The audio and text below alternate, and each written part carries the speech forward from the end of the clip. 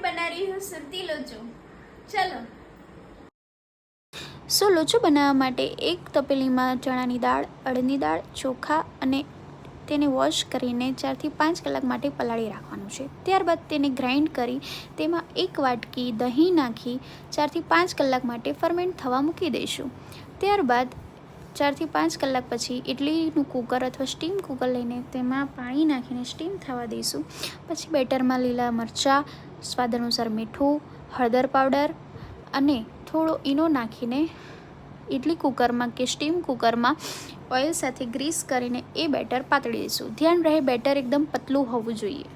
ત્યારબાદ 6 થી 10 મિનિટ માટે આપણે એને સ્ટીમ થવા દઈશું. ઉપરથી તમારે પસંદ હોય તો તમે લાલ મરચું પાવડર નાખી શકો છો. ત્યારબાદ ગ્રીન ચટણી તૈયાર કરી દઈશું. ગ્રીન ચટણી બનાવવા માટે ધાણા, લીલા મરચાં, જીરું, શિંગદાણા અને લીંબુનો રસ નાખીને આપણે ચટણી બનાવી દઈશું. ત્યારબાદ લોચો આપણો રેડી થઈ ગયો છે. આપણે એને સર્વ કરીશું. બટર અથવા તમે તેલ પણ નાખી શકો છો, સિંગ તેલ, અને એમાં ચાટ મસાલો નાખીને મિક્સ કરવાનું છે. ત્યારબાદ તેમાં ગ્રીન ચટણીથી ઉપરથી નાખી શકો છો અથવા સાઈડ પર બી મૂકી શકો છો. ઉપર સેવ નાખી અને ઝીણા સમારેલા કાંદા નાખીને ટેસ્ટ કરીશું. Thank you. Taste was so amazing guys. Please try it.